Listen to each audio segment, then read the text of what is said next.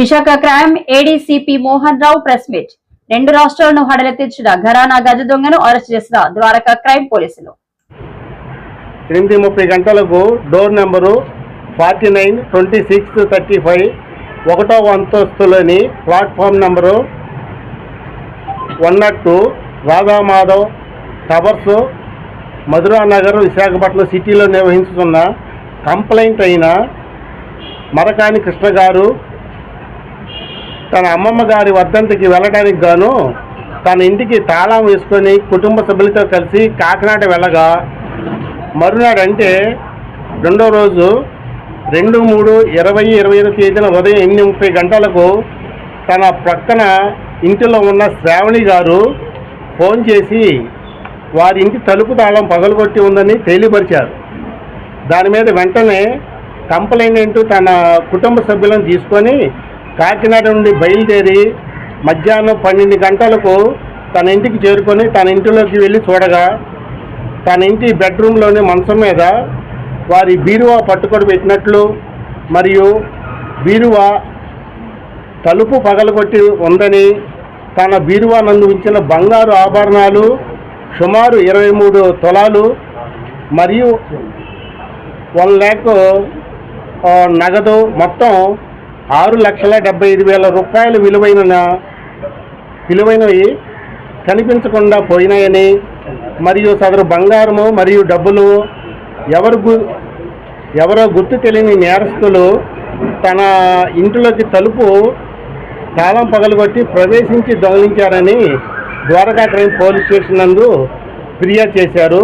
దాని మీద కంప్లైంట్ గారు 2/3/2021 తేదీన crime number 33/25 under section 331 clause 4, 305 clause ఏ బిఎన్ఎస్ యాక్ట్ కింద కేసు నమోదు చేయడం జరిగింది.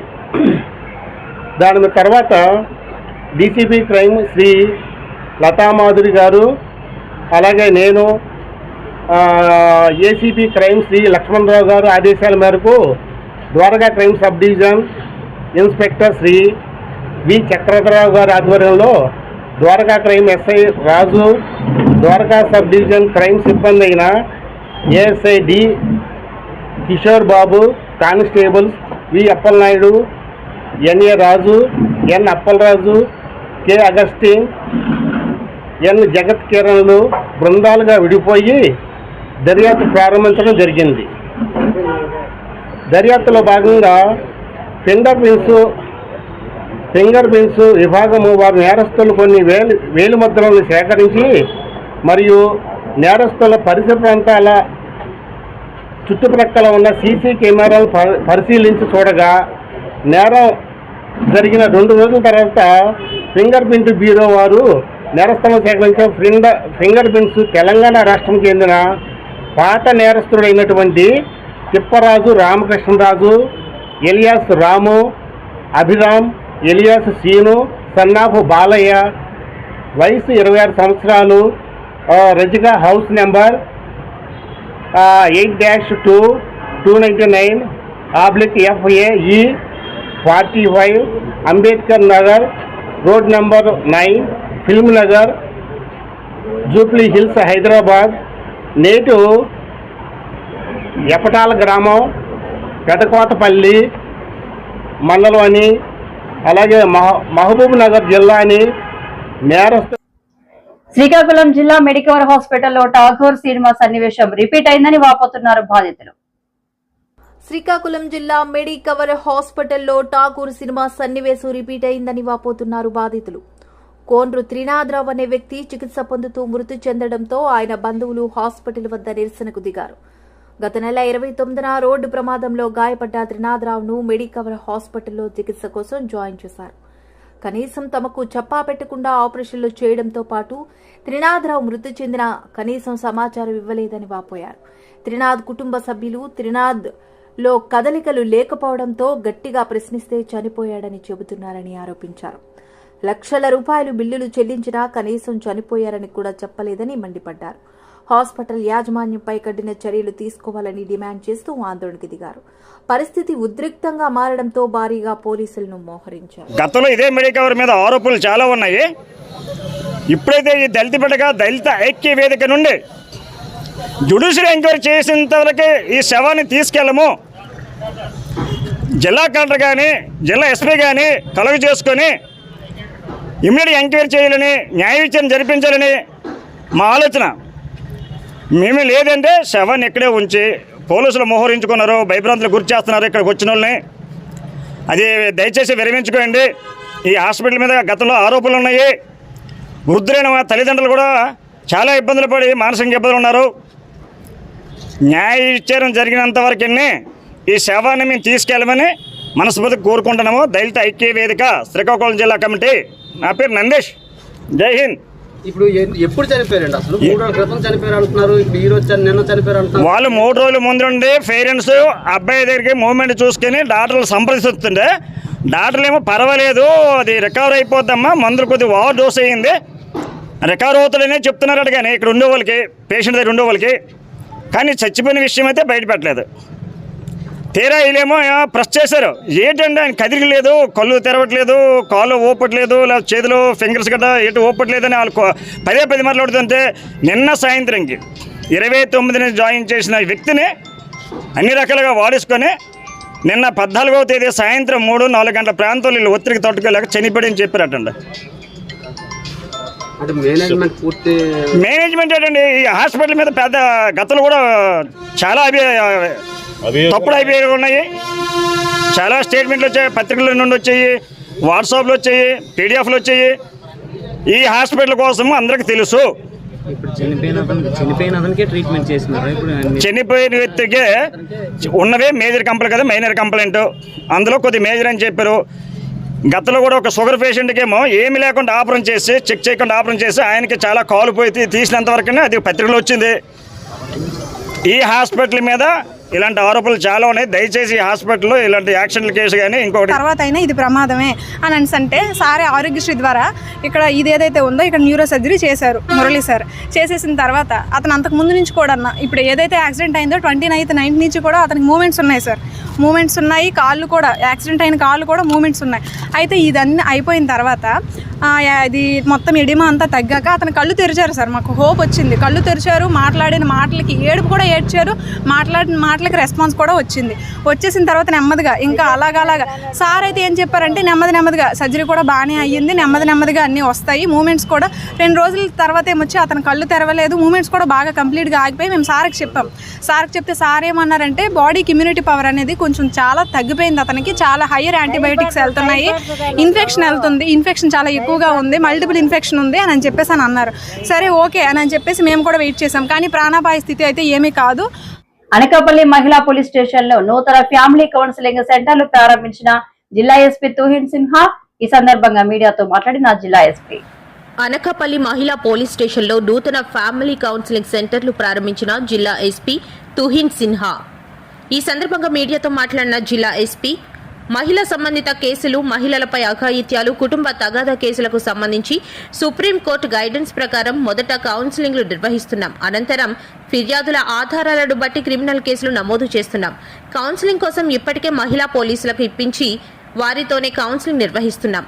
రాష్ట్ర ప్రభుత్వం ప్రారంభించిన శక్తి యాప్ పై అవగాహన కల్పించి మహిళలందరూ శక్తి యాప్ రిజిస్ట్రేషన్ చేసుకునేలా అవగాహన కల్పిస్తున్నాం.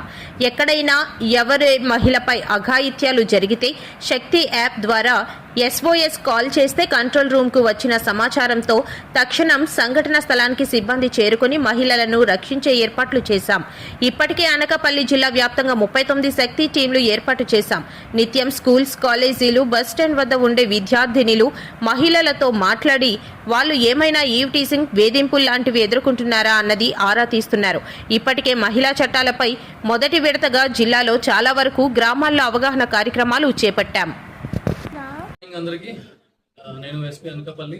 ఈరోజు మహిళా పోలీస్ స్టేషన్లో ఇది మహిళా కౌన్సిలింగ్ సెంటర్ రెనోవేషన్ చేసి ఈరోజు ఇనాగ్రేషన్ చేయడం జరిగింది. For that I would thank CI women police station Chandrasekhar DSP Home Police Station Srinivasu garu for their commitment in renovating the women counseling center. ముఖ్యంగా ఉద్దేశం ఏమంటే మన అన్ని women related cases, crime against women 498A domestic harassment కేసెస్కి supreme court guidelines ప్రకారం first కౌన్సిలింగ్కి పంపిస్తున్నాము for giving them a chance of reconciliation. దీనికి సంబంధించి ఇది అన్ని cases at least near by cases మనం మహిళా పోలీస్ స్టేషన్కి రెఫర్ చేసుకుంటున్నాము. అండ్ మహిళా పోలీస్ స్టేషన్లో మన ఆఫీసర్స్ అండ్ కౌన్సిలర్స్తో పాటు ఈ husband, wife, family members, village elders అందరూ సమక్షంలోనే ఇది కౌన్సిలింగ్ జరుగుతూ ఉంది. ఇది డేటా చూసుకుంటే 2024లో టోటల్ 667 పెటిషన్స్ మనకి రిసీవ్ అయింది. అందులో 2064 రౌండ్స్ ఆఫ్ కౌన్సిలింగ్ మన మహిళా పోలీస్ స్టేషన్లోనే చేయడం జరిగింది. అందులో సక్సెస్ఫుల్గానే 547 కపుల్స్కి రికన్సిలియేషన్ కూడా చేయడం జరిగింది. That is the success of మహిళా పోలీస్ స్టేషన్. ఇంకా 2025లో ఇంకా మనం అన్ని కేసెస్ వితౌట్ ఎక్సెప్షన్స్ మహిళా పోలీస్ స్టేషన్ కౌన్సిలింగ్ కోసం పంపిస్తున్నాము. ఇప్పుడు వరకు 227 పెటిషన్స్ మనకి రిసీవ్ అయింది. ఇందులో 837 కౌన్సిలింగ్ సెషన్స్ కండక్ట్ చేయడం జరిగింది by our officers, women officers as well as counsellors. ఇందులో 172 కపుల్స్కి రికన్సిలియేషన్ చేయడం జరిగింది and now they are living happily. ఇంకా లోకల్ పోలీస్ స్టేషన్స్ ద్వారా మన ఇది కూడా ఇన్స్ట్రక్షన్స్ ఇవ్వడం జరిగింది. ఇది కౌన్సిలింగ్ అయిపోయిన తర్వాత వాళ్ళు హౌసెస్లో రెగ్యులర్గానే విజిట్ చేసి ఒకసారి వెరిఫై చేసుకుంటారు అంత బాగానే ఉందా లేదా, ఉమెన్తో మాట్లాడమని చెప్తున్నాము. దాని మీద కూడా మనం కంప్లైన్స్ రిపోర్ట్ తీసుకుంటున్నాము. ఏదైనా ఇష్యూస్ ఉంటే మళ్ళీ మనం కౌన్సిలింగ్ పెట్టిస్తాము, లేకపోతే ఫర్దర్ క్రిమినల్ యాక్షన్ కూడా తీసుకోవడం జరుగుతుంది. ఆఫ్ ఆంధ్రప్రదేశ్ ద్వారా ఇది శక్తి యాప్ మీ అందరికీ తెలుసు, అది కూడా క్రైమ్ అగేన్స్ట్ ఉమెన్ సంబంధించి ఏర్పాటు చేయడం జరిగింది. ఇప్పుడు వరకు 3435 మహిళలు ఇది శక్తి యాప్ డౌన్లోడ్ అండ్ రిజిస్టర్ చేయడం జరిగింది. మనకి ఏదైనా ప్రాబ్లమ్స్ ఉంటే వాళ్ళు SOS కాల్ పెట్టేసి మనకి డైరెక్ట్లీ కంట్రోల్ రూమ్కి డీటెయిల్స్ వస్తున్నాయి. దాని మీద మనం త్వరగానే యాక్షన్ తీసుకుంటున్నాము. ఇంకా టోటల్ 5 శక్తి టీమ్స్ కూడా ఏర్పాటు చేయడం జరిగింది. వాళ్ళ రోల్స్ అండ్ రెస్పాన్సిబిలిటీస్ ఏమంటే వాళ్ళు మొత్తం మెయిన్ జీవో నంబర్ 3 విషయంలో చంద్రబాబు నాయుడు, తెలుగుదేశం నాయకులు అందరూ జగన్మోహన్ రెడ్డి ప్రభుత్వం మీద ఎన్ని రోజులు విషం చిమ్మారు అన్నది క్లియర్ గా అర్థమైంది. ఇప్పటికైనా వాస్తవాలు తెలుసుకోవాలని అందరికీ మనవి చేస్తున్నాము అని మాజీ ఎమ్మెల్యే పుష్పశ్రీ వాణి అన్నారు.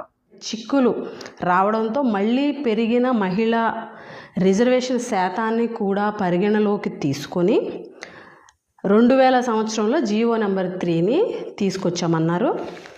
అయితే జీవో నెంబర్ 3పై 2002లో కొందరు కోర్టును ఆశ్రయించగా వివిధ స్థాయిల్లో విచారణ అనంతరం 2020లో ఆ ఉత్తర్వులను సుప్రీంకోర్టు రద్దు చేసిందని సీఎం పేర్కొన్నారు.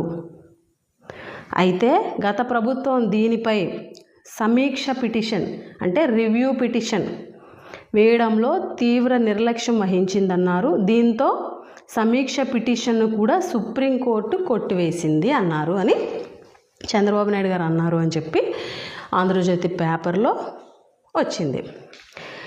ఎందుకు నేను ఇది చదివి ఇప్పుడు వినిపించాను అనంటే, తెలుగుదేశం నాయకులు, కూటమి పెద్దలు, చంద్రబాబు నాయుడు గారితో సైతం, అలాగే ఇప్పుడున్నటువంటి మంత్రి గారు, వీళ్ళందరూ కూడా ఎలక్షన్కి ముందు జగన్మోహన్ రెడ్డి గారే జీవో నెంబర్ 3ని రద్దు చేశారని, జీవో నెంబర్ 3ని నాశనం చేసింది వైసీపీ ప్రభుత్వమేనని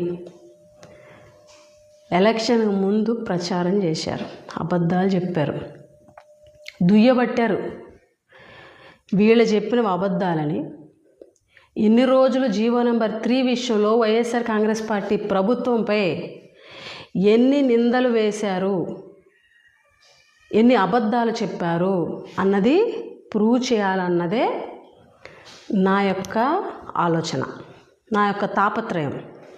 ఎందుకనంటే ఇప్పుడు నేను చదివినటువంటి అంశంలో మీకు అర్థమై ఉండాలి. ఇన్ని రోజులు నేను ఏ ప్రెస్ మీట్ పెట్టినా జీవో నెంబర్ 3 జగన్మోహన్ రెడ్డి గారు రద్దు చేయలేదు, జగన్మోహన్ రెడ్డి గారు ప్రభుత్వం రద్దు చేయలేదు, అది సుప్రీంకోర్టు రద్దు చేసింది అని నేను ఎన్నో సందర్భాల్లో చెప్పా. అలాగే జీవో నెంబర్ 3 విషయంలో మంత్రి స్థాయి వాళ్ళు కూడా గిరిజన సంక్షేమ శాఖ మంత్రి అసెంబ్లీలో చెప్పారు, కనీసం లాయర్ని పెట్టలేదు, రివ్యూ పిటిషన్ వేయలేదు అని. ఈరోజు ఇప్పుడు దీనికి ఏం సమాధానం చెప్తారు? స్వయంగా చంద్రబాబు నాయుడు గారే, ముఖ్యమంత్రి గారే గిరిజన సంక్షేమ శాఖ సమీక్ష సమావేశంలో జీవో నెంబర్ 3 మీద రివ్యూ చేస్తూ ఏం చెప్పారు? 2002లో కొందరు దీనిని కోర్టును ఆశ్రయించగా వివిధ స్థాయిల్లో విచారణ అనంతరం 2020లో ఆ ఉత్తర్వులను సుప్రీంకోర్టు రద్దు చేసింది అని సీఎం పేర్కొన్నారు. అలాగే రివ్యూ పిటిషన్ విషయంలో కూడా నిర్లక్ష్యం చేసింది అని అంటూ దీంతో సమీక్షా పిటిషన్ కూడా, అంటే రివ్యూ పిటిషన్ కూడా సుప్రీంకోర్టు కొట్టేసింది. అంటే రివ్యూ పిటిషన్ సుప్రీంకోర్టు కొట్టేసిందని చెప్పారంటే రివ్యూ పిటిషన్ వేసామనే కదా. మరి ఇన్ని రోజులు రివ్యూ పిటిషనే వేయలేదని, ఇన్ని రోజులు అసలు లాయర్నే పెట్టలేదని జగన్మోహన్ రెడ్డి గారు రద్దు చేశారని చెప్పారు. మరి ఇదేంటి ఈరోజు? స్వయంగా చంద్రబాబు నాయుడు గారు మాట్లాడినటువంటి మాటలు మీకు వినిపిస్తాను ఇప్పుడు, ఒక్కసారి వినండి. ఎలక్షన్ ప్రచారంలో భాగంగా చంద్రబాబు నాయుడు గారు మాట్లాడినటువంటి మాటలు.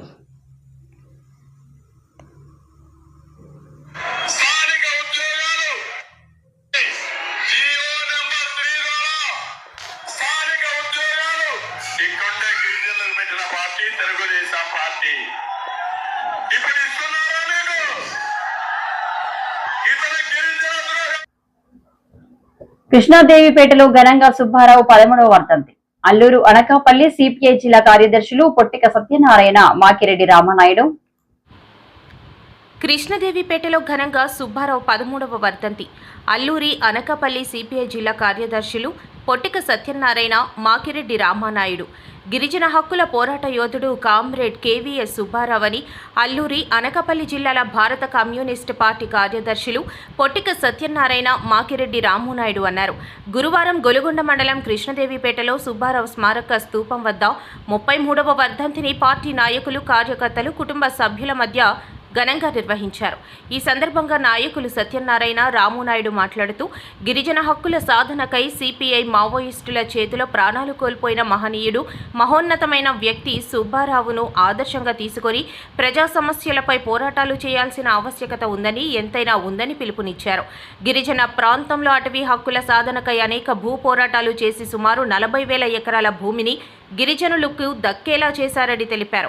కామ్రేడ్ మేక సూరిబాబు ప్రధాన అనుచరుడైన సుబ్బారావు, ఆయనతో పాటు ఆయన మరణ అనంతరం కూడా అనేక పోరాటాలు కొనసాగించిన వ్యక్తి సుబ్బారావు అని అన్నారు. ఈ కార్యక్రమంలో గొలుగొండ కొయ్యూరు మండల సిపిఐ పార్టీ కార్యదర్శులు జి రాధాకృష్ణ, ఈరవాడ దేముడు, సిపిఐ సీనియర్ నాయకులు మేక సత్యనారాయణ, మేక భాస్కర్ రావు, సుబ్బారావు, సోమయ్య మాస్టారు, కుటుంబ సభ్యులు, కార్యకర్తలు, అభిమానులు అధిక సంఖ్యలో పాల్గొన్నారు.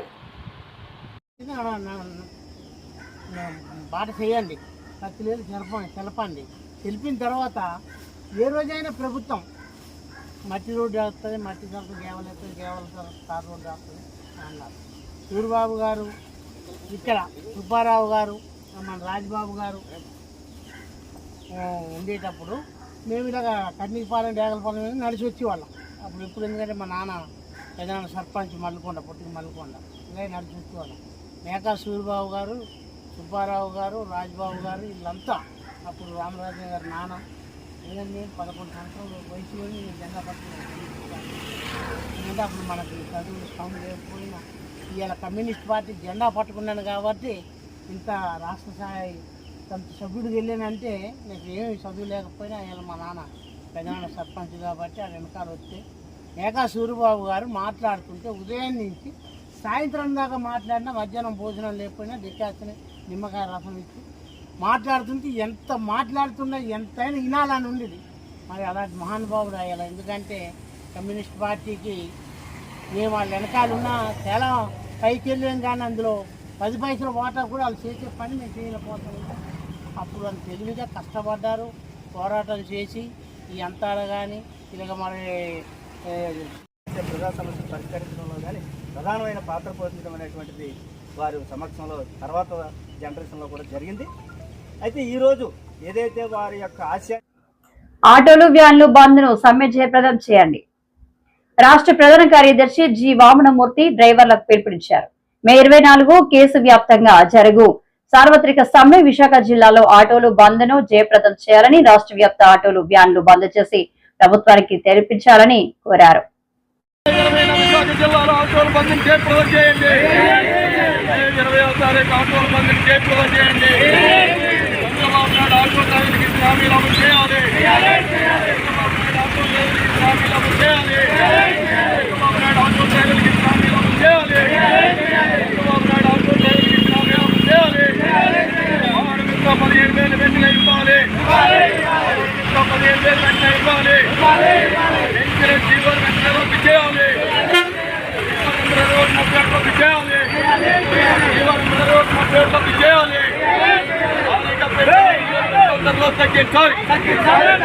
భారీగా పెంచిన డీజిల్ పెట్రోల్ ధరలు తగ్గించాలి.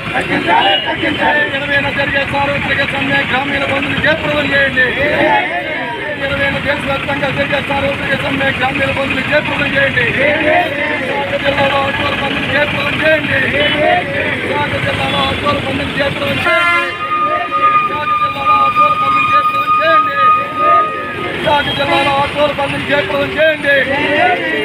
జిల్లాలో ఆటోల బంధువులు జయప్రదం చేయండి. విశాఖ నగర పరిధిలో ఆటోలకు పార్కింగ్ స్థలాలు ఇవ్వాలి.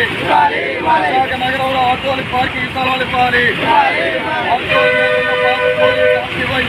రద్దు చేయాలి. ఆర్టీఓ పోలీసు చలనాల వెంటనే రద్దు చేయాలి. ఆటో డ్రైవర్లు కొడుకులు కొట్టొద్దు. పేదలైన ఆటో డ్రైవర్లు కొడుకులు కొట్టొద్దు. డీజిల్ పెట్రోల్ వంటకే ధరలు తగ్గించాలి. డీజిల్ పెట్రోల్ వంటకే ధరలు తగ్గించాలి. ధరలు పెంచి ఆటో డ్రైవర్లు కొడుకులు కొట్టొద్దు. ధరలు పెంచి ఆటో డ్రైవర్లు కొడుకులు కొట్టొద్దు. విశాఖ జిల్లాలో ఆటోల బంధుని జయప్రదం చేయండి. విశాఖ జిల్లాలో ఆటోల బంధుని జయప్రదం చేయండి. విశాఖ జిల్లాలో ఆటోల బంధుని జయప్రదం చేయండి. చంద్రబాబు నాయుడు ఆటో డ్రైవర్కి ఇచ్చిన హామీలు అమలు చేయాలి. చంద్రబాబు నాయుడు గారు ఆటో డ్రైవర్కి ఇచ్చిన హామీలు అమలు చేయాలి. ఆటో డ్రైవర్కి చంద్రబాబు నాయుడు ఇచ్చిన హామీలు అమలు చేయాలి. ఆటో డ్రైవర్కి చంద్రబాబు నాయుడు ఇచ్చిన హామీలు అమలు చేయాలి. పెంచిన డీజిల్ పెట్రోల్ వంటకాల ధరలు తగ్గించాలి. పెంచిన డీజిల్ పెట్రోల్ వంటకాల ధరలు తగ్గించాలి. ప్రైవేటు ఫైనాన్షియల్ దోపిడీ నరకట్టాలి. ప్రైవేటు ఫైనాన్షియల్ దోపిడీ నరకట్టాలి. ప్రైవేటు ఫైనాన్షియల్ దోపిడీ నరకట్టాలి. జీవనం 31 రద్దు చేయాలి. జీవనం 31 రద్దు చేయాలి. జీవనం 31 రద్దు చేయాలి. జీవనం 31 రద్దు చేయాలి. జీవనం 31 రద్దు చేయాలి. పెంచిన డీజిల్ పెట్రోల్ ధరలు తగ్గించాలి. పెంచిన డీజిల్